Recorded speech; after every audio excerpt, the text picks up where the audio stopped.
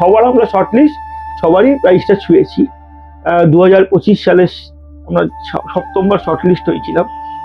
কোনোভাবে আমরা হয়তো বিচারকদের মনে হয়েছিল যে আমাদের থেকে বাকি পুজোগুলো আরো খুব তুল্যমূল্য বিচার থাকে, তো পরে বিচারকদের যে ইন্টারভিউ তাতে আমি যা বুঝেছিলাম যে খুব তুল্যমূল্য বিচার, হয়তো তাদের মনে হয়েছিল ওটা আরো বেটার। ঠিক আছে, দেখো সেটা খারাপ লেগেছিল, কিন্তু খারাপ লাগার মানে এই নয় যে আমি তাকে তুলোধনা করবো বা তাকে নিন্দা করবো, সেটা নয়। নমস্কার, আমি অর্পণ, আর আপনারা দেখছেন দ্য ক্যালকাটা ব্রিজ নিবেদিত পুজোর পাঁচফোড়ন। আজকে আমাদের সাথে আমরা পেয়ে গেছি উত্তর কলকাতার অন্যতম পরিচিত পুজো সংগঠক নলিন সরকার স্ট্রিটে সিদ্ধার্থদাকে। সিদ্ধার্থদা, পুজোর পাঁচফোড়নে তোমায় স্বাগত। নমস্কার। সিদ্ধার্থদা, 2026-এর পুজোর আবহ কেমন নলিন সরকারে? 2026-এ পুজোর আবহ ঠিকই আছে। যেটা তুমি বলছো যে এরা রাজনৈতিক পরিবর্তন হয়েছে, না সেরকম নবীন সরকার স্ট্রিটের কোনো অসুবিধা নেই। নবীন সরকার স্ট্রিট মানে আমরা দেখো, আমরা ভাবি যে পুজোটা তো পুজো, পুজো সবার, সেই পুজোতে কোনোদিনও নর্মালি সেভাবে আমরা রাজনীতি আনতে দিইনি। রাজনীতির যে কোনো মানুষ ব্যক্তিগতভাবে যে কোনো দলকে সাপোর্ট করতেই পারে, তার এফেক্টে পুজোতে আমাদের ক্লাবের ক্ষেত্রে, আমাদের সংগঠনের ক্ষেত্রে খুব একটা প্রভাব পড়েনি। আমাদের কাছে ঠিক আছে, আমাদের কাছে পুজো নিয়ে সেরকম কোনো চাপ বা অসুবিধা কিছুই নেই। পুজো হবে, মায়ের পুজো হবে। এবার দেখা যাক সরকারের নতুন সরকারের কি নির্দেশিকা আসে বা কি কি নিয়ম থাকে। সেই যেহেতু পুরনো সরকারের তো একটা নিয়ম ছিল, সেটা আমরা মোটামুটি জানতাম। নতুন সরকারের নিয়ম যদি কোনো পরিবর্তন হয়, সেগুলো বুঝে সেই অনুসারে হবে, কিন্তু পুজো হবে।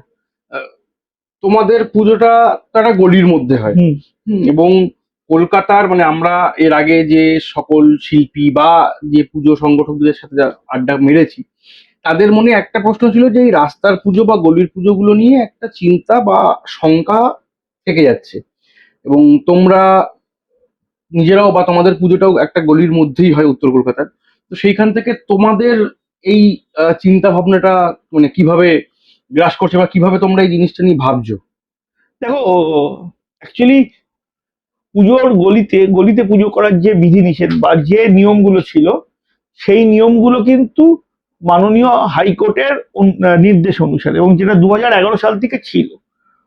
তা সেই নির্দেশ বজায় রেখেই আমরা বিগত 2025 পর্যন্ত পুজো করেছি। এই মুহূর্তে কিন্তু আমাদের কাছে সংবাদ মাধ্যম এবং যে সমস্ত যা সোশ্যাল মিডিয়া আছে, তাতে কিন্তু পুজোর এই রাস্তা ছাড় দেওয়ার যে নতুন কোনো বিধিনিষেধ বা নির্দেশিকা জারি হয়েছে, সেরকম কোনো খবর নেই। তা আমরা ধরতেই পারি যে যেরকম ভাবে পুজো যে নিয়মে চলছে, বা যে রাস্তায়, প্রত্যেকটা রাস্তার তো একটা মাপ আছে, যে একটা 20 ফুটের রাস্তায় এতটা ছাড় দিতে হবে, 30 ফুটের রাস্তায় এতটা ছাড় দিতে হবে। যেরকম নিয়ম আছে সেই নিয়ম অনুসারে আমরা প্যান্ডেল করবো, কিন্তু আমরা বরাবর ছাড় দিয়ে এসেছি। আমরা কোনোদিনও আমাদের স্থানীয় প্রশাসনের সাথে সহযোগিতা করে কোনোদিনও কেউ বলতে পারবে না যে আমরা নিয়ম মানিনি। নিয়ম মেনেই চলেছি, প্যান্ডেল করেছি, এবছরও নিয়ম মেনেই প্যান্ডেল করা হবে। আচ্ছা, সিদ্ধার্থদা, তোমাদের গত বছরের যদি আমি পুজোটা দেখি, যে 14 বছর পর সনাতন দিনদার আবার ফেরত আসা। হ্যাঁ, এবং গত বছরের পুজো দিয়ে মানে আমার তো কোনো আলাদা করে প্রশ্ন নেই, কারণ পুজোটা যা হয়েছিল এবং সারা কলকাতার মানুষ যেভাবে এনজয় করেছিল, সেটা একটা আলাদা মাইলেজ ছিল। সেখান থেকে আবার এবছর 2026-এ সনাতন দিনদার, এবং সনাতন দিনদার সাথে কাজ করা তো অনেকে বলে যে খুব কঠিন, কারণ উনি খুব মুডি একজন মানুষ। তো এই যে এতগুলো বছর কাজ করা, মাঝে এতটা গ্যাপ, এবং তারপর আবার পরপর 2 বছর কাজ করা, এই এই বিষয়টা পুরোটা কিভাবে পুরোটা সেট করছো তোমরা? দেখো, সনাতন দার সাথে কাজ তো আগের একটা আমরা টানা 7 বছর কাজ করেছি। তারপরে বহুদিন সনাতন দার সাথে গ্যাপ ছিল। আবার গত 2024-এ যখন পুজো শেষ হলো, তারপরে একদিন আমরা 10-12 জন আমাদের ক্লাবের প্রেসিডেন্টের ঘরে বসে আছি, এই পুজো নিয়ে একটা জাস্ট একটা লোকাল ডিসকাশন চলছে। তখন হঠাৎ করে প্রেসিডেন্ট বলে, দাঁড়া আমি একবার সনাতনকে একটা ফোন করি, সনাতন পুজো করবে কিনা। আমরা বললাম, হ্যাঁ সনাতন দাকে করো, একবার দেখি। সনাতন দাকে ফোন করলো, সনাতন দা ফোন ধরলো, বিজয়ের শুভেচ্ছা হলো প্রথমে। তারপরে সনাতন দা বললো, সনাতন তুমি করবে? সনাতন বললো, হ্যাঁ করবো, মানে ওটা আমার ঘরের পুজো, আমি করবো। এই একটা সূত্রপাত, বুঝলে। তারপরে সনাতন দা এলো, জায়গা দেখা হলো, আস্তে আস্তে প্রসেস করে পুজোটা সনাতন দার কাম ব্যাক। আর সনাতন দার সাথে আমাদের একটা কেমিস্ট্রি আছে ভালো। দেখো, কিছু মানতে হবে তোমাকে, এক একটা না জুড়ি থাকে। ক্রিকেট খেলা, ফুটবল খেলা বিভিন্ন। তা আমাদের সাথে সনাতনদার যে কেমিস্ট্রি, সেই জুড়ি, সেটা কিন্তু বেশিরভাগ ক্ষেত্রেই সুপারহিট বা হিট, ফ্লপ বলা যায় না। তো সেই সুযোগটা, সেই সুবিধাটা আমরা পেয়েছি। আর সনাতনদার এই যে মিউজিক বললে তুমি, যেটা মানে 2025-এ আমাদের যেটা সব থেকে বড় অ্যাচিভমেন্ট ছিল এই মিউজিক। মানে সবাই এখানে একটা খুব গুরু গম্ভীর মিউজিক বা একটা কোনো স্পর্শকাতর বিষয় নিয়ে আলোচনা করছে, সেখানে একদম একটা নাচ গান আনন্দ, সবাই নাচতে হ্যাঁ, নাচতে ঢুকেছে। এটা কিন্তু পুরো ইনোভেশনটাই ক্রেডিট গোস টু সনাতনদা। সনাতনদা বলেই দিয়েছিল যে দেখ, এবার একটা মিউজিক করবো যাতে মানুষ এবার উৎসবে যেন আনন্দে নাচে। অনেক হয়েছে, অনেক মানে খুব চিন্তা ভাবনা করার ব্যাপারগুলো, এগুলোকে এবার ছেড়ে দে, এবার একটু মানুষ প্রাণ খুলে নাচুক, আনন্দ উদযাপন করুক। উদযাপন করুক, উৎসব উদযাপন। পুরো ব্যাপারটাই সনাতনদাই ঠিক করেছিল এইভাবে মিউজিক হবে। গৌতম দাস মিউজিক ডিরেক্টর, যিনি জি বাংলা সারেগামাপায়ের সাথে যুক্ত আছে, গৌতম দাকে নিয়ে সনাতনদাকে বসানো হয়েছে, এবং গৌতম দারও ক্রেডিট আছে। সনাতন দা ঠিক যেরকম চেয়েছিল গৌতম দা ওরকমই করেছে, এবং বাকিটা তো ইতিহাস। আচ্ছা, সিদ্ধার্থ দা, এই যে তোমরা বা তুমি যে বললে যে তোমাদের সাথে সনাতন দিনদার যারা জুটি, এই জুটির একটা মানে প্রচন্ড স্মরণীয়, যেটা আমার যদি 25-এর পরে ছিল 2011। হুম। এবং এই 2011-র কাজটা নিয়ে না, মানে আমার মতো যারা বয়সী বা আমার পরের যারা বয়সী, যারা 2011-র কাজটা চোখে দেখেনি, আমি তো ধরো চোখে দেখেছি কারণ আমার স্কুল পাড়া ছিল দেখে, তাই। কিন্তু আমার থেকে ছোট যারা যারা চোখে দেখেনি, সোশ্যাল মিডিয়াতে দেখেছে বা শুনেছে, হ্যাঁ, তাদের কিন্তু একটা প্রশ্ন এখনো আছে যে 2011-র নলিন সরকার স্ট্রিট ও সনাতন দিন্দা, এই বিষয়টা যদি একটু আমাদের বলো। আমি প্রথমে বলে দেখো, 2010-এরও পুজো কিন্তু সনাতন দা করেছিল, এবং কাকতালীয় ভাবে সেই ঠাকুরটাও খুব ভালো বিশাল হিট হয়েছিল, ছিল। খুব ভালো ঠাকুর হয়েছিল। মানে আমি এটা তোমাকে বলছি যে বেশ কিছু শিল্পী যারা কলকাতার পুজো করে, তারা এসে সনাতনদার এই ঠাকুর দেখে অ্যাপ্রিসিয়েশন দিয়ে গেছিল, যে সনাতনদাই বলে এই ঠাকুর করতে পারলো, আমাদের পক্ষে করা কঠিন এই ঠাকুর। নামগুলো বলার দরকার নেই কারণ। এবার 2011 সালে হলো কি, 2011 সালে সনাতনদা আমি নৌকা এই নিয়ে কথা বলতে বলতে বলো, ভাবছি ঠাকুরটা এবার ঝোলাবো। প্রথম মানে এটাই ছিল যে ঠাকুরটা ঝোলাবে, কিন্তু ঝোলানোতে ফাইবারের, পুরো ফাইবার কাস্টিকের ঠাকুরটা হয়েছিল, এবং ওই মানে ভ্যানিশিং তারে ঠাকুর ঝোলানো যথেষ্ট রিস্কি থাকে। তখন আমি মডার্ন ডেকোরেটার্সে, যে আমাদের কাজ করেছিল মডার্ন ডেকোরেটার্স 2011-তে, মডার্ন ডেকোরেটার্সের দুটো মিস্ত্রি, তারা সনাতনদার সাথে মানে অ্যাটাচমেন্টে ছিল। তারা তখন বললো যে দাদা আপনি চিন্তা করবেন, আমরা ঠিক ব্যবস্থা করে দেবো। এবং পুরো প্যারালালি ঠাকুরটাকে পেছন দিয়ে সাপোর্ট দিয়ে ওরা রেখেছিল, যাতে ভাসমান ঠাকুর মনে হয়েছিল। এবং যেহেতু আরো ভাসমান মনে হয়েছিল ওষুধটা, যদি ঠাকুরটা একদম দেখিস, তাই, আমার হ্যাঁ। ওষুধটা পুরো এত ওষুধটা সুন্দর ওরা প্যারালালি নিচে প্যারালালি ভাসছে। ভাসছে, পুরো ঠাকুরটাকে ওর জন্য হ্যাঙ্গিং হিসাবে প্রেজেন্টেশন করানো হয়েছিল। ওটাই ইউএসপি ছিল ওই ঠাকুরটা, মানে সবার কাছে রটে গেছিল যে ঠাকুরটা ঝুলছে। সিদ্ধার্থদা, আমরা যদি লাস্ট কয়েক বছরের দুর্গাপুজো দেখি, সেই দুর্গাপুজোর সাথে বারবার রাজনীতির কিন্তু একটা উল্লেখ হয়েছে, এবং রাজনীতির সাথে দুর্গাপুজোর সম্পর্ক কোথাও না কোথাও ওতপ্রোতভাবে জড়িয়ে গেছে। তো নলিন সরকার স্ট্রিট এবং সেই নলিন সরকার স্ট্রিটের পুজো সংগঠক হিসেবে বাংলার বা কলকাতার দুর্গাপুজো এবং বাংলার রাজনীতি, হ্যাঁ, এই দুটোকে তুমি কিভাবে দেখো বা কোন পরিকাঠামোতে দেখো? দেখ, রাজনীতি না বাঙালির জীবনের অঙ্গ, তোকে বলি। কারণ রাজনীতি শুধু পুজোতে কি, চায়ের দোকান, সেলুন, বন্ধু বান্ধবের আড্ডা, সবেতেই রাজনীতিটা মোটামুটি একটা চর্চার বিষয়। রাজনীতি, রাজনীতি থাকবে না এরকম ব্যাপার নেই। নলিন সরকার ছিল, আমাদের যেটা সুবিধা ছিল যে আমাদের ক্লাবের কোনো ছেলে সেরকম ভাবে সক্রিয় রাজনীতি করে না। তার ফলে রাজনীতি, দেখ, রাজনীতি করার যে বিধিনিষেধ আছে সেরকম নয়, কিন্তু ক্লাবের ছেলেরা, প্রত্যেকটা ছেলে যে যার নিজস্ব কাজে বলে, তাদের কাছে রাজনীতি করা বা রাজনীতি দেখিয়ে পুজো করা সেরকম সুযোগ কারোর পক্ষে ছিল না। রাজনীতি রাজনীতি আমাদের লোকাল যে দেখ, রাজনীতিক নেতারা তো কিছু না কিছু পোস্ট হোল্ড করতো, কেউ তার বিধায়ক, কেউ কাউন্সিলর, এদের এরা তো পুজোর সাথে যুক্ত থাকতো। তোকে হ্যাঁ, একটা তো একটা সাম্মানিক পদ হিসাবে তোকে আমাদের বিধায়ক বল বা বিধায়িকা বল বা কাউন্সিলর বল বা পৌরমা, তো বিভিন্ন পুজো তারা মোটামুটি সাংমানিক হিসাবে থাকতো। কিন্তু আমাদের পুজোতে সেরকম ভাবে কোনো রাজনৈতিক নেতা, মানে তার পার্টিকুলার কোনো নেতার পুজো হিসাবে কখনো বিবেচিত হয়নি, ঠিক আছে। এবং আশা রাখবো যে আগামী দিনেও সেরকম কোনো নেতার পুজো হিসাবে আমরা বিবেচিত যেন না হয়। পুজো থাকবে, পুজো তো আমি মনে করি পার্সোনালি পুজোটা হচ্ছে সব দলের, সেটা তুমি তৃণমূল বলো, বিজেপি বলো, সিপিএম বলো, কংগ্রেস। কারণ এই পুজোটা না, আমাদের বাংলার পুজোটা উৎসব, যে উৎসব যে মাত্রায় গেছে তাকে শুধুমাত্র হিন্দু নয়, অহিন্দুরাও কিন্তু এই পুজোতে যুক্ত। হ্যাঁ, অবশ্যই। তা অবশ্যই। সেখানে পুজো মানে শুধুমাত্র গুটি কয়েক রাজনৈতিক নেতাদের থাকবে সেটা নয়, যে কোনো দল, সর্বদল সর্বধর্ম নির্বিশেষে পুজোটা হয়, এবং সেটাই তো আমাদের মজা এই উৎসবটা, এটাই তো মাহাত্ম্য দুর্গাপুজো। হ্যাঁ, তো সেই জিনিসটাতে আমরা যেরকম সবাই থাকে, আমরাও সেরকম ভাবে সেই জিনিসটা মেনটেন করার চেষ্টা করি। হ্যাঁ, কারণ আমাদের এই বিষয়টা আরো বেশি উঠে আসছে, কারণ লাস্ট কয়েকদিন আমরা দেখতে পাচ্ছি যে সরকার বদলের পর আহ বেশ কিছু পুজো কমিটিতে রদবদল হচ্ছে, বেশ কিছু পুজো কমিটির মানে সাংগঠনিক যে স্ট্রাকচার সেটা চেঞ্জ হচ্ছে। কোনো অনেক পুজো কমিটি যাদের পুজো করতে মানে যারা আগে ছিলেন তারা বাধাপ্রাপ্ত হচ্ছে, বা কমিটি চেঞ্জ করার সাজেশন আসছে বা হচ্ছেও। তো এই যে সমস্যাগুলো, বাংলার রাজনৈতিক পট পরিবর্তনের সাথে সাথে এই যে সমস্যাগুলো, হ্যাঁ, এইটার সাথে কি নলিন সরকার কোনো রকম ভাবে কোনো সমস্যা ফেস করছে? আমি প্রথমে বলছি আমাদের কোনো সমস্যা নেই, এবং আশা রাখবো আমাদের কোনো সমস্যা হবেও না। কারণ ব্যাপারটা হচ্ছে, আমাদের ক্লাবের কোনো সদস্য তারা কোনো রাজনৈতিক পথ দেখিয়ে বা রাজনৈতিক কোনো ইনফ্লুয়েন্স দেখিয়ে কিন্তু কোনোভাবে পুজোটাকে করেনি। যে ধরো যে কোনো পুজো কমিটি, ধরো অমুক একটা পুজো কমিটির সেক্রেটারি, সে একটা অমুক রাজনৈতিক দলের সাথে যুক্ত, এবং সেই প্রভাব খাটিয়ে যদি সেই পুজোটার গরিমা বাড়ায়, সেক্ষেত্রে হয়তো তারা এফেক্টেড হবে, হতেও পারে নাও হতে পারে, সেটা তো মানে সময় বলবে। সময় বলবে। কিন্তু আমাদের ক্ষেত্রে যেটা হয়েছে, এটাকে দুর্ভাগ্য না সৌভাগ্য বলবো সেটা বলতে পারবো না ভাই। হয়তো মনে হয়েছিল কোনোদিন দুর্ভাগ্য, আজকে আর মনে হচ্ছে সৌভাগ্য। কারণ সময়ের সাথে সাথে তো মানুষ বিভিন্ন পরিস্থিতির শিকার হয় এবং পরিস্থিতি বোঝে। তা আমাদের ক্ষেত্রে যেটা হয়েছিল যে, আমাদের সেই পথ দেখিয়ে বা সেই রাজনৈতিক প্রভাব দেখিয়ে আমাদের পুজোর গরিমা বাড়ানোর প্রয়োজন পড়েনি। তা আমাদের ক্ষেত্রে সেই ধরনের কোনো সমস্যা হবে না, আশা রাখি। হয়নি, এখনো পর্যন্ত হয়নি, আশা রাখছি যে হবে না এরকম কোনো সমস্যা আমাদের। আম, এই যে নলিন সরকার স্ট্রিটের দুর্গাপুজো, এটা তো আজ থেকে না, এটা বহু বহু বছর ধরে চলছে, এবং অনেক পুরনো পুজো, উত্তর কলকাতার একটা পরিচিত পুরনো থিমের পুজো, এবং বিভিন্ন সময় বিভিন্ন শিল্পীরা তোমাদের এখানে কাজ করেছে।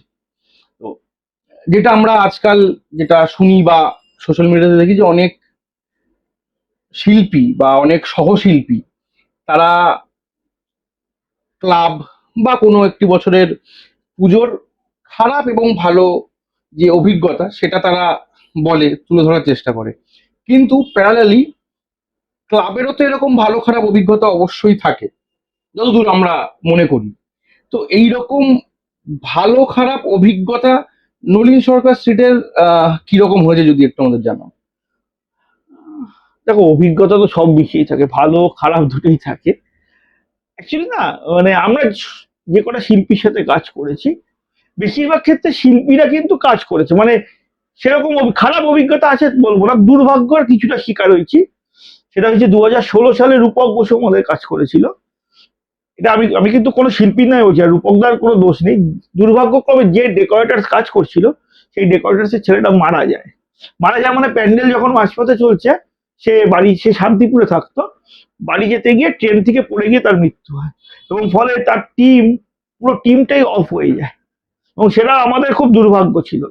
শুধু আমাদের বলবো না, রূপকদার, মানে রূপকদা এমনিতে, রূপকদা খুব শান্তশিষ্ট লোক, সে তো সাংঘাতিক টেনশন, লাস্টে যাও আমাদের এই অঞ্চলে বেশ কিছু ডেকোরেটার্স আছে, তাদের লোকজন এনে আমরা কাজটা উঠতে দিয়েছি, সেরকম একটা ব্যাপার হয়েছিল। আর আর দুর্ভাগ্য মানে, এরকম শিল্পীর সাথে সেরকম ভাবে সচরাচর কোনো ক্লাস হয়নি আমাদের। শিল্পী, দেখো আমি বিশ্বাস করি যে শিল্পীকে দিয়ে যদি পুজো করাই, যে কোনো শিল্পী নিজের সেরাটা দেওয়ার চেষ্টা করে, কমিটিও নিজের সেরাটা দেওয়ার চেষ্টা করে, তবেই তো পুজোটা ভালো হবে। একদম। এবার দেখো, কাউকে না কাউকে তো বিশ্বাস করতে হবে, শিল্পীর ওপর বিশ্বাস রাখতে হবে। শিল্পী চেষ্টা করেছে, এবার সব ক্ষেত্রে সফল হয়েছে তা নয়, সব কিছু ক্ষেত্রে সফল হয়েছে, কিছু ক্ষেত্রে হয়তো সফল হয়নি, সেটা মেনেই পুজো করতে হবে। মানে আমি শিল্পীকে দিলাম, দু একজন বাদ দিয়ে বলছি, দু একটা শিল্পী ধরো তারা একটা অন্য পর্যায়ে, এবং তাদের বাজেটটা অন্য পর্যায়ের বাজেট। নর্মাল যে কোনো শিল্পীকে দিলাম, আর দিলাম মানে সেই শিল্পী আমাকে ঝুড়ি ঝুড়ি অ্যাওয়ার্ড এনে দেবে বা আমার পুজোটাকে সুপারহিট করে দেবে, সেরকম ভাবার নয়। হ্যাঁ, চেষ্টা করো, নিশ্চয়ই হবে। আচ্ছা, তোমাদের যদি আমি মানে এই পেছনে তো একটা বিশাল বড় প্রাইজ হ্যাঁ। রাখা রয়েছে, একটা মানে সুন্দর করে সাজানো রয়েছে, আর সেখানে 6টা এশিয়ান পেন্টস রয়েছে। তার মধ্যে বেশিরভাগই প্রতিমা শিল্পী, মানে শ্রেষ্ঠ প্রতিমায় তোমরা ভূষিত হয়েছে। তো তোমাদের এখানে শ্রেষ্ঠ প্রতিমা, যদি আমি ভুল না হই, লাস্ট পেয়েছে হচ্ছে সুব্রত মৃধা। হুম। এবং তার আগে মাঝে তোমরা অন্য একটা ক্যাটাগরিতে পেয়েছিলে, এবং তার আগে আবার শ্রেষ্ঠ প্রতিমা পেয়েছিলে, সেটা বোধহয় সনাতন দিন্দা স্যারের হাতে সনাতন দা হাতে 3টে শ্রেষ্ঠ প্রতিমা আর একটা শ্রেষ্ঠ পুজো। পুজো। এবং তারপরে 2022 সালে লাস্ট শ্রেষ্ঠ প্রতিমা। 22-এ সুব্রত মৃধা হ্যাঁ। শ্রেষ্ঠ প্রতিমা, 17-তে রিন্টু দাস হ্যাঁ, বিশেষ সম্মান বিশেষ পেয়েছিলাম। সম্মান। তো এই যে শ্রেষ্ঠ প্রতিমা, যে দুজন প্রতিমা শিল্পীর হাত ধরে তোমরা পেয়েছো, হ্যাঁ, এই দুজন প্রতিমা শিল্পীর সাথে কাজের অভিজ্ঞতা যদি একটু, আমি কারণ সুব্রত মৃধা তার জায়গায় অবশ্যই শ্রেষ্ঠ, এবং সনাতন দিন্দা স্যারের কথা আর কি বলবো, মানে ওটা তো মানে বলাই বাহুল্য। তো কিন্তু সংগঠন হিসেবে বা সংগঠক হিসেবে এই দুজনের সাথে কাজের অভিজ্ঞতা কিরকম তোমাদের?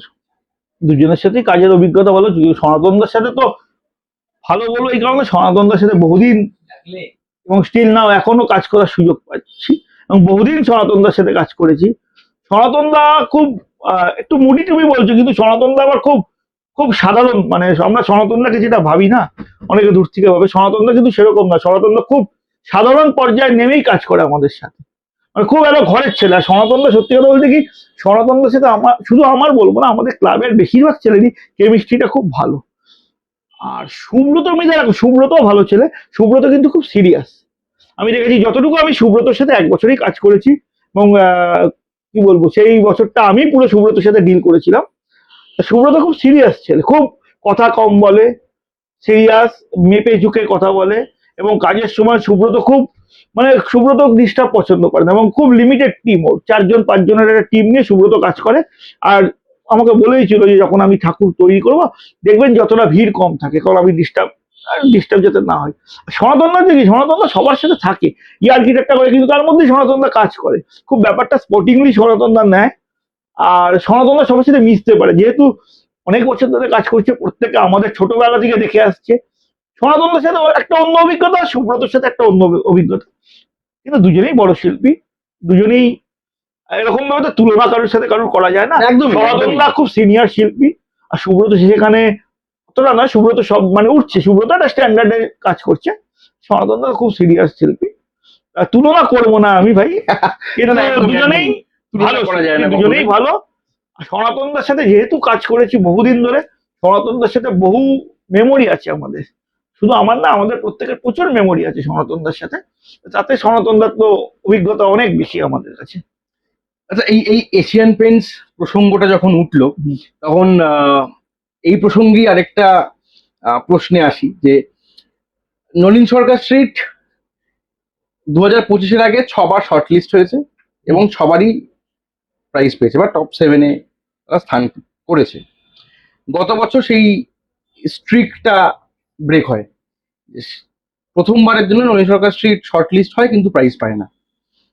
এবং কাকতালীয় ভাবে গত বছরই এশিয়ান পেন্টস নিয়ে প্রচুর লেখালেখি হয়। শুধু লেখালেখি না, প্রচুর ক্লাব তাদের ক্ষোভ উগরে দেয়, প্রচুর ক্লাব সংগঠক এশিয়ান পেন্টসের যে জাজমেন্ট প্যানেল বা জাজমেন্টের যা বা বিচার বিবেচনা বা ভাবনা, সেই নিয়ে প্রশ্ন তোলে। একটি সংগঠন তো প্রাইজ ফেরতও দিয়ে দেয়। তো এই যে স্ট্রিক ভাঙা এবং এশিয়ান পেন্টস নিয়ে এতগুলো প্রশ্ন ওঠা, একজন সংগঠক হিসেবে তুমি কিভাবে দেখছো? দেখো, প্রথম কথা হচ্ছে যে খারাপ তো লাগবে ভাই, পরিষ্কার কথা, যে 6 বছর, মানে 6টা, 6বার আমরা শর্ট লিস্ট, 6বারই প্রাইসটা ছুঁয়েছি। 2025 সালে আমরা 7বার শর্ট লিস্ট হয়েছিলাম। কোনোভাবে আমরা, হয়তো বিচারকদের মনে হয়েছিল যে আমাদের থেকে বাকি পুজোগুলো আরো খুব তুল্যমূল্য বিচার থাকে, তো পরে বিচারকদের যে ইন্টারভিউ, তাতে আমি যা বুঝেছিলাম যে খুব তুল্যমূল্য বিচার, হয়তো তাদের মনে হয়েছিল ওটা আরো বেটার। ঠিক আছে, দেখো সেটা খারাপ লেগেছিল, কিন্তু খারাপ লাগার মানে এই নয় যে আমি তাকে তুলোধনা করব বা তাকে নিন্দা করব, সেটা নয়। বা প্রাইজ যে ফিরিয়ে দিচ্ছে সেটা সেই কমিটি বা তাদের ব্যক্তিগত ব্যাপার। খারাপ লেগেছিল, কিন্তু আবার আরেকটা কথা বলছি যে এটা না একটা জেদ তৈরি করে দেয়। তুমি যখন একটা মানে ইংলিশে প্রবাদ আছে না, failure is the pillar of success. তাই এই যে ফেলিউর, সেই ফেলিউরটা আমাদের মধ্যে হয়তো মনে হয়েছিল, আমি বলছি যে আমরা তখন নিজেদেরকে বললাম যে আমাদের না মনে হয়েছিল যে সবাই ভেবেছিলাম যে সবার যখন শর্ট লিস্টেছি সবার পেয়েছি, সপ্তম বারও পেয়ে যাব, সেই ব্যাপারটা সেই মিথ্যা ভাঙলো। মানে আরো হয়তো হার্ডওয়ার্ক বা আরো হয়তো অনেক কিছু, শুধু একটা প্রাইজ ঠাকুর প্যান্ডেল না, আরো ম্যানেজমেন্ট থেকে শুরু করে অনেক কিছু দেখে, সেফটি সিকিউরিটি সব আছে। তা আমাদের মনে হয়েছিল যে সেটা হয়তো আর একটু খামতি আছে, হয়তো আর একটু জোর দিতে হবে। তো সেগুলোই আমরা ভেবেছি যে ঠিক আছে, একটা অদম্য জেদ তৈরি হলো, দেখা যাক।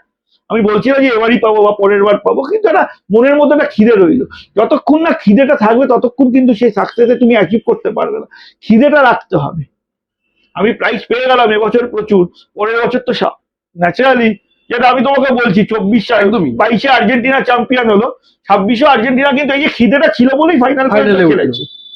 না তো আমরা বেশিরভাগ ক্ষেত্রে দেখেছি কি লাস্ট ইয়ারের চ্যাম্পিয়ন যারা গ্রুপ লিগ বা প্রি কোয়ার্টার ফাইনালি তারা বিদায় নিয়ে হ্যাঁ। যায়, কিন্তু এই খিদেটা ছিল বলেই তো তারা ফাইনালে খেলেছে। সুতরাং খিদেটা রাখতে হবে। আর কি বলবো, প্রাইজ পেলে ভালো, না পেলে খারাপ, এতে আমরা বিশ্বাসী নই ভাই। প্রাইজ প্রাইজ তো সবাই চায়, সবাই প্রাইজ পায়, কিন্তু যে যে সমস্ত সংশ্লিষ্ট কর্তৃপক্ষ প্রাইজ দেয় তাদের পক্ষে তো সম্ভব না যে সবাইকেই প্রাইজ দেবে। সেখান থেকে তো সেরাদের বেছে নেবে। আমরা দেখবে আমরা 2025-এর লাস্টে কিন্তু একটা আমাদের পেজ থেকে একটা পোস্ট করেছিলাম, যে বিভিন্ন এবং তাতে আমরা লিখেছিলাম যে বর্তমানে যে ইয়েতে রয়েছে, মানে যে একটা নির্দিষ্ট প্রাইজ, সেই প্রাইজ নিয়ে যা লেখালেখি তাতে আমরা বিশ্বাসী নই। আমাদের মনে হয়েছে হয়তো তাদের নজরে আমাদের কিছু খামতি ছিল, সেই খামতি সেগুলোকে আমরা রিকভার করে আগামী বছর আরো ভালো কিছু দেওয়ার নিশ্চয়ই চেষ্টা করবো। এটা আমরা দর্শকদের উদ্দেশ্যে লিখেছিলাম। আর দর্শক প্রত্যেকেই বলেছে, দেখো দর্শকদের তো একটা বক্তব্য অবশ্যই আছে, প্রচুর দর্শক, এবং তারা প্রত্যেকে প্রশ্ন করেছে কেন এই ঠাকুরটা পেলো না বা কেন এই পুজোটা পেলো না। হ্যাঁ ঠিক আছে, আমরাও কিন্তু ওরকম ভাবে তাতিয়ে দিই কাউকে, আমরা বলছি হ্যাঁ হয়তো আমাদের থেকে আরো খুব ভালো করেছে। আর বাকি বিচারটা তো দর্শক করবে, তুমি করবে, যারা আছো। তুমি আজও মনে হয়েছে তোমার এই প্রশ্নটা করেছো, অবশ্যই অবশ্যই হ্যাঁ একদমই তাই। এইটাই তো পাও না। তুমি যে তুলনাটা টেনেছো, তোমার মনেও তো একটা প্রশ্ন এসেছিল, একদমই বিভিন্ন তাই, তুমি একদমই শুধু তাই। নয়, বিভিন্ন লোকের সবারই, মনে একটা সবারই। প্রশ্ন এসছে, হ্যাঁ সেটাই তো পাও না। এই পাওনাটা তো দরকার ছিল। হ্যাঁ সিদ্ধার্থ দা, এই শারদ সম্মান, এশিয়ান পেইন্টস এগুলো তো চলতেই থাকবে, হুম। কিন্তু মেন যেটাকে ঘিরে আমাদের সবটা, সেটা হচ্ছে দুর্গাপুজো। এবং দুর্গাপুজোর সাথে লাস্ট কয়েক বছর ধরে টিকিটিং শব্দটা জুড়ে ছিল। হুম। তো এই টিকিটিং বিষয়টা নলিন সরকার স্ট্রিট কিভাবে দেখে? দুর্গাপুজোয় টিকিটিং বিষয়টা কিভাবে দেখো? দেখো ব্যাপারটা হচ্ছে, এটা না, এটা অ্যাকচুয়ালি মাস আর্ট করে। এটা মাস আর্টে তো আমরা কোনোভাবেই হয়নি, এবং সত্যি কথা বলতে কি আমরা যে পরিবেশে পুজো করি, যে রাস্তায় পুজো করি না, ওদের যে ক্রাইটেরিয়া ছিল সেই ক্রাইটেরিয়া আমাদের পক্ষে মানাও খুব কঠিন। কেননা দেখো এমনিতেই আমরা 2 মাস আগে থেকে প্যান্ডেলের জন্য রাস্তা ব্লক করি, এখানকার লোকজনের অনেক অসুবিধার সম্মুখীন হয়। তারপরে যদি আমরা এই রাস্তায় মানে প্রি পুজো শো করে মানুষজনের যাতায়াতই বন্ধ করে দিই, তাহলে কিন্তু মানে খুব অসুবিধার সম্মুখীন হবো, সারা বছর ধরে অনেক কথা শুনতে হবে। আর 2 নম্বর হচ্ছে, দেখুন এটা না ভাগ আছে, কেউ বলছে টিকিট, এটা ঠিক কথা যে বিশ্বের বিভিন্ন প্রান্তে কিন্তু টিকিট থেকে আর্ট দেখা হয় টিকিট কেটে। আবার দুর্গাপুজোর যে একটা সোশ্যাল প্ল্যাটফর্ম, এত বড় একটা লিভিং প্ল্যাটফর্ম, যেটা যেটা টেম্পোরারি স্ট্রাকচার হয় ঠিকই, এবং যেভাবে আমরা বহু বছর ধরে টিকিট না কেটে মানে সাধারণ মানুষের জন্য করি, সেটা তো আমরা আমাদের জন্য হ্যাঁ। করি। যে পুজোটা না শুধুমাত্র দর্শক দেখবে তা নয়, কিন্তু এটা একে অপরের পরিপূরক। দর্শক দেখবে যেরকম, তোমার পুজোটারও নাম হবে, কিন্তু হ্যাঁ দুজনেই তো দুদিক দিয়ে দুজনেই তো বেনিফিশিয়ারি হচ্ছে। হ্যাঁ সেক্ষেত্রে বিভিন্ন মানুষের বিভিন্ন মত। আমরা টিকিট দেখাতে বিষয়ে আমরা কোনো ভাবিনি, মানে সত্যি কথা বলছি, আমরা টিকিট দেখে পুজো করাবো বা টিকিট দেখে পুজো বা ঠাকুর দেখতে আসবে এই নিয়ে ভাবি না। মাসাটের যেহেতু ওদের যে ক্রাইটেরিয়া ছিল সেই ক্রাইটেরিয়া আমরা চলতে পারবো না। আমাদের যেহেতু জিওগ্রাফিক্যালি যে গলিতে পুজো হয়, যে অ্যাম্বিয়েন্স, যে অ্যাটমসফিয়ার আমাদের এখানকার, তাতে আমাদের পক্ষে বেশ চাপের অত আগে পুজো শুরু করে দেওয়া। হ্যাঁ, কিন্তু ধরো এই যে যেহেতু মাস আর্টের প্রসঙ্গটা এলো, মাস আর্টের মতোই আরেকটি প্রিভিউ শো হওয়ার কথা হচ্ছিল বলছে আর্ট লেন বলে। হুম। তো সেটায় বেশ কয়েকটি সংগঠনের নাম শোনা গেছিল along with Nalin Sarkar street. হ্যাঁ, তো সেইখানে করলে তো বোধহয় মাস আর্টের মতো ওই নিয়মগুলো মানতে হতো, বা টিকিটিং এর ব্যাপারে যদিও আর্ট লেন কিভাবে করবে কি করবে আট সেটা নিয়ে লেন না না আমি কোনো বলছি, ইয়ে ছিল আট না। লেন যদি টিকিটও করে, হুম। দেখো আমি একটা কথা বলি, পুজো করতে গেলে তো পয়সা লাগে। হ্যাঁ। 8 লেন টিকিট যদি করে এবং সেই টিকিটের জন্য মাসাটো যেটা টিকিট করেছিল সেই টিকিটের কমিটিও যেরকম বেনিফিশিয়ারি হয়েছিল, সেই টাকাটা তো কমিটিও পেয়েছিল, এবং হ্যাঁ। পুজো করতে গেলে খরচা আছে। খরচা অবশ্যই আছে। এবার ব্যাপারটা হচ্ছে কি, আমাদের মূল সমস্যাটা হচ্ছে যে আমাদের তার আগে পুজোর এই 5 দিন 6 দিন আগে এই যে জায়গা, ওদের যে ভ্যাকেন্ট জায়গাটা করে দেবো, এটা আমাদের পক্ষে সব থেকে বড় সমস্যা। এবং 8 লাইন কিন্তু এখনো পুরো ডিটেল 8 লাইন একটা প্রোগ্রাম করেছিল, করে তারপরে তো 8 লাইন আপাতত কিছু বলেনি এখন এই বিষয়ে, জানি না হয়তো ভবিষ্যতে ওরা কিছু বলবে কিনা। তা 8 লাইনের যদি এরকম থাকে তাহলে সেক্ষেত্রে আমাদের একটু চিন্তা ভাবনা করতে, যদি থাকে, কারণ 8 লাইনের ডিটেলসটা আমরা জানি না। হ্যাঁ, এখন অবধি হ্যাঁ। আমাদের কাছে যতদূর আমাদের কাছে খবর যে জানি না 8 লাইনের। কোন রকম কোনো এবার ইয়ে নেই। ব্যাপারটা হচ্ছে কি, দেখো আমি বলছি আমাদের সমস্যা হচ্ছে আমাদের ভৌগোলিক যে জায়গাটা, মানে হ্যাঁ, একটা কিছু একটা উত্তর কলকাতার একটা কিছু গলি, পুজো, দেখো গলি এবং সামনে রাস্তা, সামনে মেন রোড, মেন রোড, এবং সব সময় 24 এবং ঘন্টা এখানে গাড়ি চলে। খান্নার মতো একটা হ্যাঁ, ক্রসিং, মানে 24 ঘন্টা 24 প্লাস ঘন্টা। এখানে দুটো হাট, মানে দুটো হাট বসে, সপ্তাহে 2 দিন হাট হাট বসে। বসে। তা আমাকে তো এগুলো বজায় রেখে হ্যাঁ। করতে হবে পুজো। আমাকে এগুলো তো আমি বলতে পারবো না আমার পুজো আছে বলে তোরা এখন হাট বন্ধ করে দে, এই রাস্তা নো এন্ট্রি জোন কর, সেগুলো তো বলা সম্ভব না। আমাকে সেগুলো বজায় রেখে যতটা পারবো, মানে সাধারণ মানুষ যাতে ঠাকুর দেখে সেটাই। এবং পুজোর যে মিথ্যা হয় কি, ধরো মহালয়ার পর থেকে মানুষ টুকটাক ঠাকুর দেখতে আসে, এবং দ্বিতীয়া তৃতীয়া থেকে মানুষ ঠাকুর দেখতে বেরোয়, ঠাকুরের দল আপ টু দশমী পর্যন্ত চলে, সেটা মোটামুটি মানুষের মধ্যে মানে ইয়ে আছে। এবং সেই অনুসারে কলকাতা পুলিশ বলো বা গাড়ি ঘোড়া যেগুলো চলে, তার কন্ট্রোলটা সেইভাবে থাকে। এবার পুজোর ধরো মহালয়ার 7 দিন আগে থেকে ঠাকুর দেখতে বেরোবে, এই ধরো এইতে কলকাতা পুলিশকে তো আমাকে সহযোগিতা করতে হবে, তাকেও তো একদম। এবার ওই সময় প্রশাসনের সহযোগিতা পাওয়া না পাওয়া এই ব্যাপারগুলো থাকে। একে তখন রাস্তায় হ্যাঁ, মার্কেটিং এর রাস্তায় মানে ভিড়, মার্কেটিং সবদিকে ভিড়, একদম পুজোর মুড, হ্যাঁ, তাহলে এই পুজোর সময়টা shopping এর মানে ভিড়। খুব একটা ব্যাপারটা খুব আর তখন বিচ্ছিরি হয়ে যাবে। আর পুজোর ভিড় শুরু হয়ে যাচ্ছে। হ্যাঁ, এবার ব্যাপারটা খুব বিচ্ছিরি হয়ে যাবে। পুজো করতে গিয়ে তো আমি সাধারণ মানুষকে এইভাবে হ্যারাস করতে পারি না, কেউ পারে না, আমি কেন, কোনো কমিটি পারে না। তো সেক্ষেত্রে এগুলো এই ব্যাপারগুলো আমাদের মধ্যে থাকে। তো ওর জন্য 8 লাইনে এখনো কিছু বলেছে, এখনো সেরকম ভাবে কিছু বলেনি, এবং সেটা হবে কিনা সেটাও আমি ঠিক শিওর নই, যেটা অন্য একটা ছেলে দেখছে 8 লাইনে। যদি দেখা যায় তখন তো পুজো ব্যবস্থা করতে হবে। সেটা সময়ের উপর। মাস আটের বা 8 লাইন যেই বলো, প্রি পুজো শো, দেখো প্রি পুজো শো নিয়ে বিভিন্ন লোকের বিভিন্ন মত, এটা না কোনো কনস্ট্রাকটিভ ওয়েতে কারোর মত মিল পাবে না। কেউ কোনো বড় শিল্পী বলছে এবং তাদের যুক্তিও যেরকম মানতে হবে, আবার যারা তার বিপক্ষে বলছে তাদের যুক্তিও মানতে হবে। কিন্তু পুজোটা তো আবেগ দিয়ে হয়, কিন্তু আবেগের সাথে সাথে তো একটা ফাইন্যান্সিয়াল ব্যাপার থাকে। শুধু আবেগ দিয়ে তো পুজো করা যায় না, আবেগ দিয়ে আমরা পুজো করি বটে, তার সাথে একটা ফাইন্যান্সিয়াল ব্যাপার থাকে, প্রচুর লোকের রুজি রুটি আছে এখানে। হ্যাঁ, তার জন্য তো অর্থের প্রয়োজন, সেই অর্থটাও তো দরকার পড়ে। দুটো একটা একে অপরের না, মানে অপরের সাথে খুব সামঞ্জস্য রেখে রয়েছে, দুটোর কথাই তোমাকে ভাবতে হবে। হোর্ডিং ব্যানার এগুলো নিয়েও ভাবতে হবে, মানে তোমাকে তো কালেকশনটাও ভাবতে হবে পুজো করতে গেলে, সেগুলো নিয়ে তবে তো পুজো। সিদ্ধার্থদা, আমাদের এই আলোচনায় বা আমাদের লাস্ট যে বিষয়টা নিয়ে কথা ছিল সেই বিষয়ের মাঝে তুমি যে টপিকটা তুললে যে অ্যাড ব্যানার হোর্ডিং, এটা তো ঠিক যে একটা দুর্গাপুজো করতে গেলে অ্যাড ব্যানার সুভিনিয়ার স্পন্সার্স অবশ্যই লাগে, না পুজো আজকের পুজো এত বড় জায়গায় যেতে পারতো না। কিন্তু এই যে রাজনৈতিক পট পরিবর্তন, এরপরে অ্যাড ব্যানার হোর্ডিং বা এই যে এই স্পন্সরশিপ, হ্যাঁ, বা এই কর্পোরেট যে বিষয়টা, এটা কি হতে পারে বা হতে চলেছে বলে মানে একজন সংগঠক হিসেবে তুমি তুমি দেখছো? দেখো, দুর্গাপুজোতে ব্যানার হোর্ডিং তো 2000, আমি এর আগেও একটা পরিবর্তন দেখেছি 2011 সালে, তার আগেও ব্যানার হোর্ডিং দেখেছিলাম, তারপরেও ব্যানার হোর্ডিং নিয়ে তো চলছে, এবং এই বছরও পরিবর্তন হয়েছে। এখন ব্যাপারটা হচ্ছে কি, যে ব্যানার হোর্ডিং না, দেখো ব্যানার হোর্ডিং ছাড়া তো পুজো হবে না।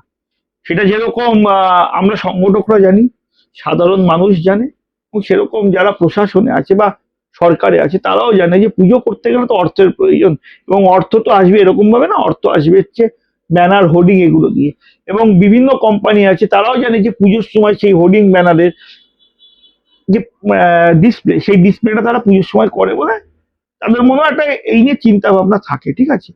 এবার প্রশ্নটা হচ্ছে কিরকম আসবে, এটা না, এটা একটু মানে, তবে এক সময় মনে হয়েছিল যে শুনেছিলাম যে এবার হয়তো যেহেতু যে সরকার আছে এখানে এসছে, এবং সেই সরকার আমাদের কেন্দ্রে আছে, মানে ডবল ইঞ্জিন সোকল, হ্যাঁ, হ্যাঁ, তাতে হয়তো আগে যেটা আমরা জানতাম যে বাইরের কোম্পানি খুব একটা কলকাতার পুজোতে আসে না, তা প্রথমত আমাদের মনে হয়েছিল যে হয়তো এবার বাইরের কোম্পানি কলকাতার পুজোতে আসবে এবং তারাও বেশ কিছু ডিসপ্লে করবে, কিন্তু এই বিপরে না, এই ব্যাপারটাতে আমি এখনো মানে সুনিশ্চিত নয়।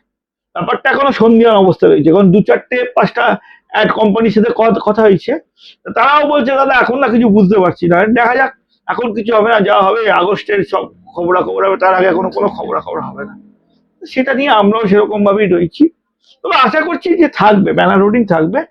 যে আমরা যেরকম ভাবছি, মানে অনেকে যেটা ভাবছে যে পুজো হয়তো কি হবে, কি ব্যানার হোর্ডিং, সেরকম নয়। আমার মনে হয় যে ব্যানার হোর্ডিংও ঠিকঠাকই থাকবে এবং পুজো ভালোভাবেই হবে। কিন্তু আমি মাঝে একটা কিন্তু জুড়ছে এই কারণেই, হ্যাঁ।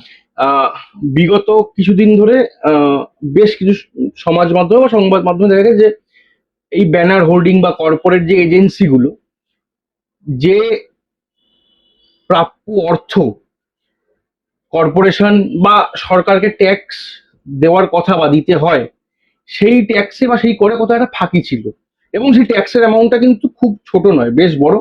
এবং সেটা যদি আজকেও কেউ অ্যাডভার্টাইজমেন্ট দেয় বা কেউ যদি ব্যানার হোর্ডিং দেয়, সেই ব্যানারের পার স্কোয়ার ফিট যদি হিসেবে ধরি, যদি আগেরটা মুকুবও করে দিই বা ভুলেও যাই যে আগেরগুলো নেওয়া হচ্ছে না, এবছর থেকে নেওয়া হবে, সেটাও তো একটা বড় অ্যামাউন্ট পার ব্যানারের হিসেবে। তো তোমার কি মনে হয় যে ওই যে পার স্কোয়ার ফিটে ওই যে টাকাটা বা একটা ব্যানারের পিছু যে ওই যে ট্যাক্সের টাকাটা, অত বড় একটা অ্যামাউন্ট যদি কোম্পানিকে বা কোনো কর্পোরেটকে ট্যাক্স দিতে হয়, তারপরে সে কি আর আলাদাভাবে দুর্গাপুজোর স্পন্সরশিপ দেবে বা করবে? এখন দেখো, এটা তো ডিপেন্ড করছে যে আমি যে ঠিক মানে জানি না যে কোন কোন কোম্পানি, ঠিক এক্সাক্ট অ্যামাউন্টটাও জানি না কত টাকা কি বাকি রয়েছে। তবে এটা ঠিক কথা যে যে কোম্পানি অ্যাড দেবে সেই কোম্পানি, ধরো তার বাজেট 100 টাকা, সেই যদি সেখান থেকে 40 টাকা তাকে ট্যাক্স দিতে হয়, তাহলে হাতে রইলো বেঁচে 60 টাকা।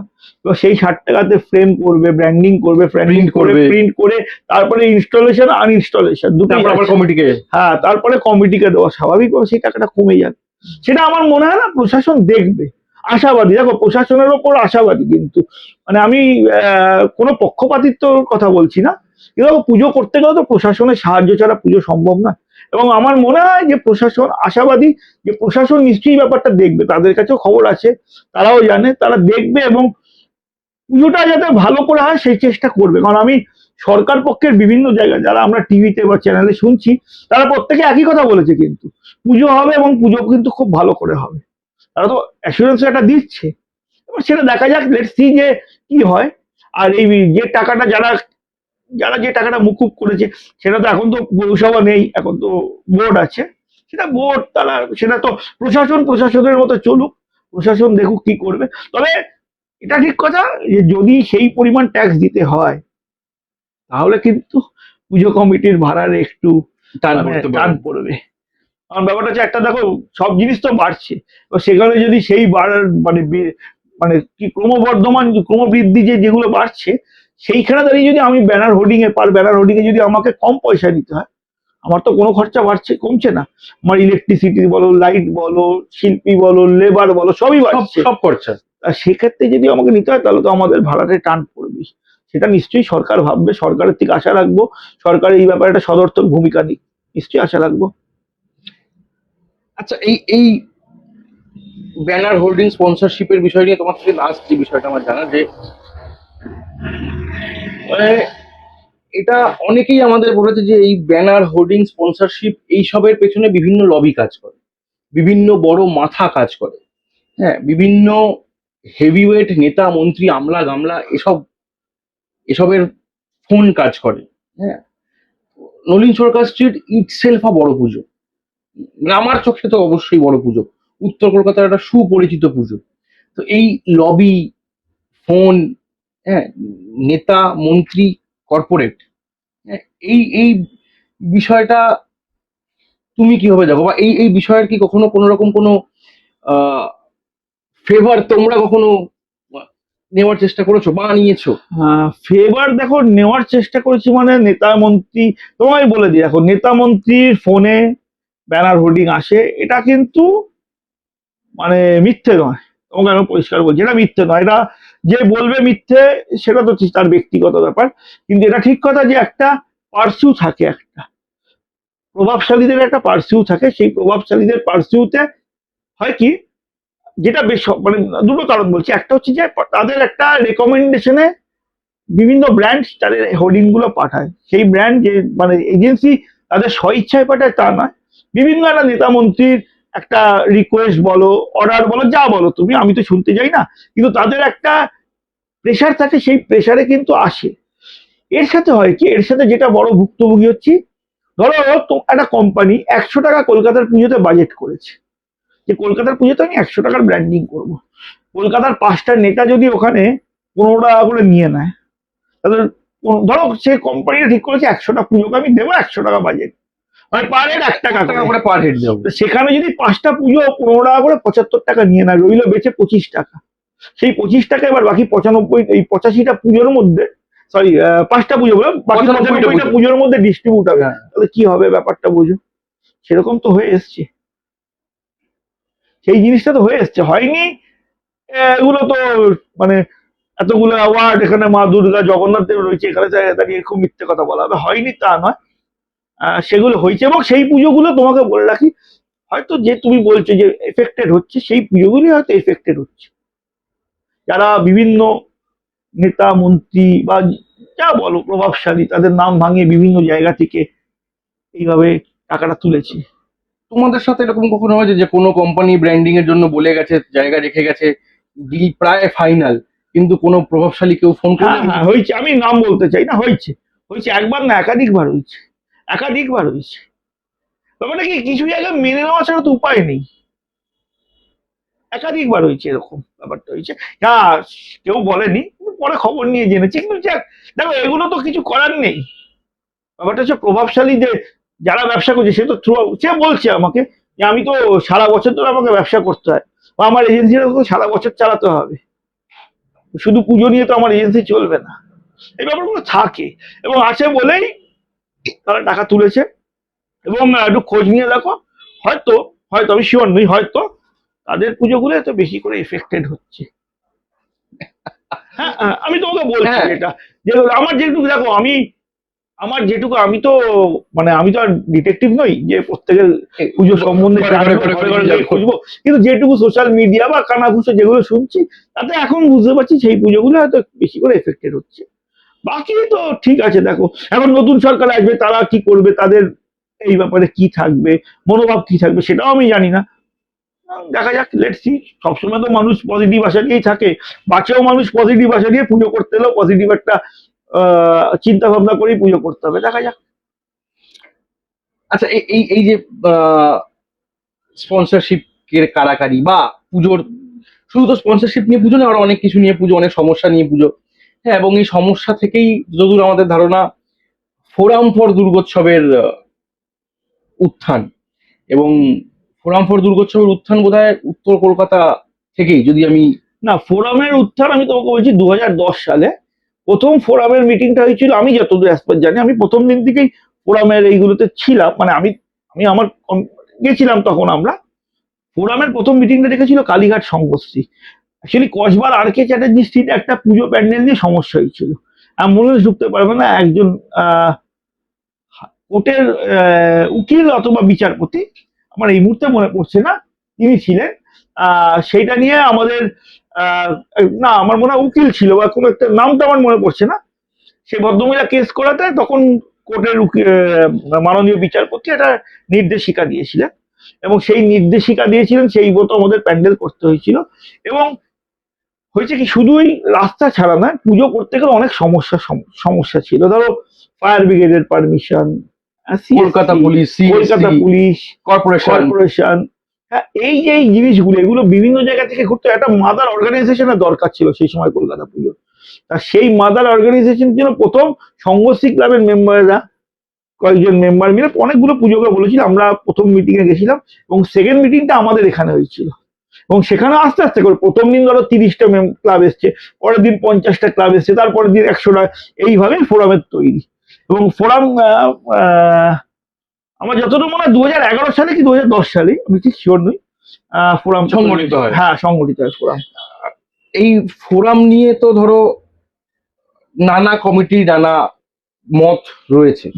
অনেক ছোট কমিটির যেমন বক্তব্য যে ফোরাম ফর দুর্গোৎসব শুধুমাত্র হয়তো বড় পুজো কমিটিগুলোর দিকেই বেশি চোখ দিয়ে তাকিয়ে থাকে। অনেক শিল্পীদের তাদের অভিযোগ যে এরকম বহু ক্লাব রয়েছে যারা শিল্পীদের পয়সা বকেয়া রেখেছে, ফোরামে কমপ্লেন করে কোনো রকম কোনো সুরাহা হয়নি। তোমরাও তো ফোরামের মেম্বার, এই ফোরামের যে স্ট্যান্ড পয়েন্ট ফর দুর্গাপুজো, তোমার একজন সংগঠক হিসেবে কি মনে হয় সেটা কিরকম? দেখো, ফোরামের আমি আমার ক্লাব থেকে একজন এক্সিকিউটিভ মেম্বার আছে, আমি নেই ফোরামে, সত্যি কথা বলতে কি এক্সিকিউটিভ মেম্বারদের ওই বিষয়টা আমি বলতে পারবো না, ঠিক আছে। তবে ফোরাম অনেক কিছু ইতিবাচক পদক্ষেপ করেছে, করেনি যে তা নয়। প্রথমে শুধু বলা হতো যে ফোরাম ফর দুর্গোৎসব শুধুমাত্র দুর্গাপুজোর জন্য, তারপরে তার ফোরাম সেখান থেকে গেল। ফোরাম বেশ কিছু সামাজিক, আমি বলছি না এগুলো কিন্তু পলিটিক্যাল এজেন্ডা নয়, যেমন ধরো ডেঙ্গু অ্যাওয়ারনেস ক্যাম্প ফোরাম কিন্তু করেছিল, ফোরাম ব্লাড ডোনেশন ক্যাম্প করে, এবং একটা হিউজ মার্চ মার্চ যে একটা মানে প্রচুর ছেলে লোক আছে, প্রচুর লোকজন রক্ত দেয়, হ্যাঁ। সেটা একটা সোশ্যাল ওয়ার্ক। শুধু এই কথাটা না বলা যায় না যে ফোরাম শুধুমাত্র দুর্গাপুজো করে। এবার ফোরামের ছোট পুজো কমিটি, বড় পুজো কমিটি, দেখো ব্যক্তিগত মত, পুজো তো ছোট পুজো কমিটি বড় পুজো কমিটি না, পুজো কমিটি পুজো কমিটি। হ্যাঁ, কারোর বাজেট বেশি কারোর বাজেট কম, সেটা হতে পারে, কিন্তু আমি এরকম দেখেছি ফোরামের অনেক ইসি মেম্বার এবং ফোরামের অনেক রিপ্রেজেন্টেটিভ আছে যারা অনেক ছোট ছোট পুজো কমিটি থেকে বিলংস করে, তারা এবং ফোরাম চালায়। ফোরাম চালায় মিনস ফোরামের প্রচুর সব অনুষ্ঠানেই মোটামুটি পার্টিসিপেট করে। এবার শিল্পীদের ব্যাপার, দেখো শিল্পী আর কমিটির মধ্যে যে কি আন্ডারস্ট্যান্ডিং, কে কাকে ঠকিয়েছে বা ঠকায়নি, সেটা না, সেইটা আমার এই ঘরে দাঁড়িয়ে বা আমার একটা পুজো সংগঠক হিসেবে আমার মন্তব্য করাটা ঠিক নয়। কারণ ব্যাপারটা হচ্ছে তোমাকে দুতরফা শুনতে হবে। এবার দুতরফা শুনতে গেলে সেখানে ফোরামকে যেতে হবে, ফোরামের কাছে গিয়ে। এবার তুমি বিচার চাইতে তোমাকে আদালতে যেতে হবে, তুমি বিচার গিয়ে লোকাল থানায় জিডি করতে পারো, বা হ্যাঁ তুমি এখন থানায় গিয়ে তুমি বলবে যে আমাকে এখানেই বিচার করে দিন, সেটা তো সম্ভব নয়। বা স্কুলের পড়াশোনার জন্য স্কুলে যেতে হবে, তুমি কোচিং সেন্টারে গিয়ে বলতে পারবে না যে স্যার আমার ছেলেকে মানে ছেলেকে আপনি পাস করাননি কেন, বা সেটার জন্য স্কুলের টিচারের সাথে গিয়ে কথা বলে। পার্টিকুলার প্রত্যেকটা জায়গা আছে, সেই জায়গায় গিয়ে সেটা করতে হবে। যদি কোনো মনে হয় পুজো কমিটি আমাদের টাকা মেরেছে বা শিল্পীর মনে হয়, সেটা ফোরামে যাক। দেখো, সমস্যার সমাধান করতে গেলে সময় লাগে, আমাদের দেশের আদালতে না প্রচুর এরকম পেন্ডিং কেস রয়েছে, তার মানে এত সমস্যা। না, আমি আদালতের কথা বলছি না, আমি এই ফোরামকেও সময় দিতে হবে, ফোরামকেও সময় দিয়ে করতে হবে। আশা করি যে ফোরাম ঠিকঠাক কাজ করবে, দেখা যাক। আচ্ছা, সিদ্ধার্থ দা, আমাদের আজকের এই যে প্রায় বেশ কিছুক্ষণ ধরে যে আড্ডাটা চলছে, সেখানে তুমি পুজোর অ্যাডভার্টাইজমেন্ট বা কর্পোরেশন নিয়ে কথা বললে, যেটা নিয়ে আমরা অলরেডি আলোচনা করলাম, এবং পুজোর বাজেট নিয়েও একটা কথা বললে যে পুজো করতে গেলে পয়সা লাগে। এই যে পুজোর বাজেট, লাস্ট কয়েক বছর ধরে তো এটা আমরা সবাই দেখি যে পুজোর বাজেটে বা দুর্গাপুজোর, কলকাতার দুর্গাপুজোর বাজেটে একটা বিশাল বড় বৈষম্য তৈরি হয়েছে। হ্যাঁ, টাকার অঙ্কের দিক থেকে একটা বিশাল বড় গ্যাপ আমরা দেখতে পেয়েছি। তো তোমার কি মনে হয় এই যে, এবং এবং এই গ্যাপটা তৈরি হওয়ার পেছনে অনেকেই বলছে যে বিগত সরকারের একদম মানে বলিষ্ঠ মদত ছিল দেখে এই গ্যাপটা তৈরি হয়েছে। তো যেহেতু এবার সরকার পরিবর্তন হয়েছে, সেই আবহে কি তোমার মনে হয় যে এই বাজেটের যে বৈষম্য বা অর্থের যে বৈষম্য, সেইটা কি কোথাও শিথিল হবে? দেখো, কলকাতার পুজোতে না আমি বেশ কিছু কমিটি দেখেছি, নাম করছি না, সেই সমস্ত কমিটিতে কিছু পার্টিকুলার লোক আছে যারা নিজেদের পকেটের টাকা দিয়েও পুজো করে এবং বিগ বাজেটের পুজো করে। আবার বেশ কিছু কমিটি আছে যারা প্রভাব খাটিয়ে, নিজের প্রভাব বা কিছু লোকের প্রভাব খাটিয়েও টাকা তোলে, এবং দুজনেরই বাজেট কম বেশি আশেপাশে থাকে, ঠিক আছে। যে লোকগুলো নিজের পয়সা দিয়ে পুজো করে, অনেক লোক আছে, তাদের ক্ষেত্রে আমার মনে হয় না খুব একটা সমস্যা হবে। হ্যাঁ, যে লোকগুলো ও প্রভাব খাটিয়ে করতো, তাদের ক্ষেত্রে হয়তো সমস্যা হতে পারে।